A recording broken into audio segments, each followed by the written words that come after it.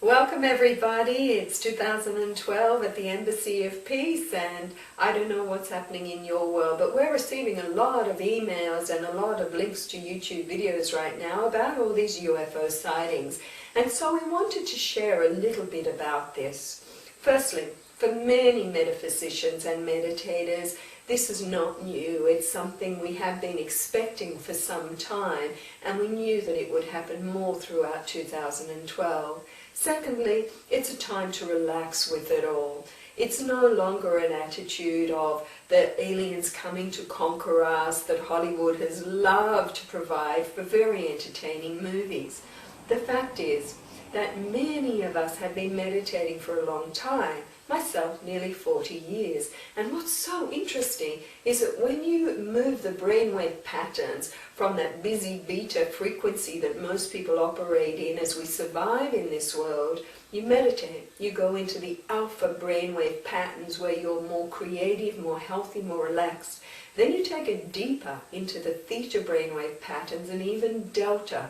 Do some research on this. What actually happens is all the neural pathways in the brain configure a little differently or reveal themselves in different ways to have different capacities. Telepathy, in a visionary capacity, the revelation of internal dimensions, because every dimension exists here and is overlaid within the other.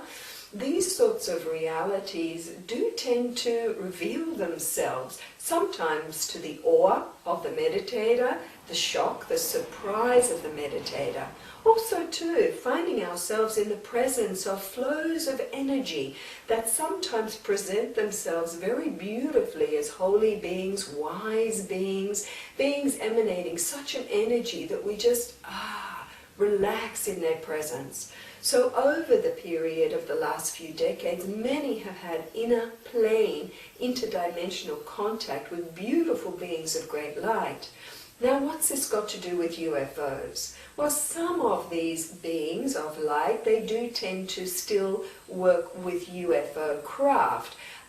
That's their vehicles of transportation. Sometimes they need them, often they don't. Many of these beings of vast consciousness just beam in holographically. Sometimes they come with a frequency of feeling or a color or even a smell, as in the case of the beautiful Mother Mary who visits with many around the world on the inner plane. So as we meditate, as we change our brainwave frequencies, as we step back more into this pure energy pool we all carry within, then all sorts of things are revealed to us, particularly the field of love. And we are entering now into a time of being asked to just step it back, relax, go more into an identification process of our own baseline essence, which is an energy pulse that is giving us all life back. Stop identifying too much with our personality nature, which is uninformed sometimes and can latch on to flows of fear. Our baseline essence is incredibly loving, and what is happening now, it is revealing to us that it is a time of the blending of the worlds. All this UFO activity is just basically saying to us, we are not alone. Do not rely on the governments. Forget the whole conspiracy theory. The fact is plain for everyone to see. Now, what is interesting is not only are UFO sightings being recorded around the world, but also streams of sound. People are picking this up in Europe, in Russia, in many places around the world. Sounds that sound like cosmic chanting somehow, or oming, or very interesting vibrational shifts, which are also part of the opening of the interdimensional doors so that we can merge our worlds now with purer plane energies of more advanced civilizations. It's taken us a long time, from Lemuria, from Atlantis, from times in Egypt, where our world has had the opportunity to rise permanently into a state of lasting peace, into a state of true civility. It has been prophesied that there would come a time where we would walk among angelic beings, walk among, liaise with beings of great knowledge and wisdom and light. It has been prophesied that we would have more contact with higher, more advanced civilizations, and we are talking fifth dimensional frequency and above, beings who have solved problems we have currently in our world, who have been where we've been.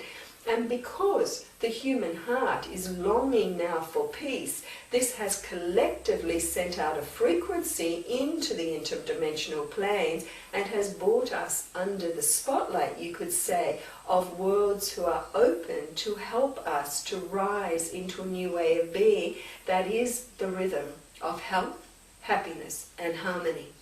There's a lot we can do about this now. We can change our lifestyle to align ourselves more to this theta frequency brainwave pattern, and we share this with our Luscious Lifestyle program with our other videos.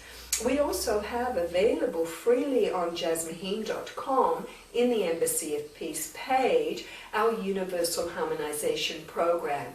Now this talks about the 57 or more different species that our world governments have already been liaising with that are representative of different extraterrestrial civilizations.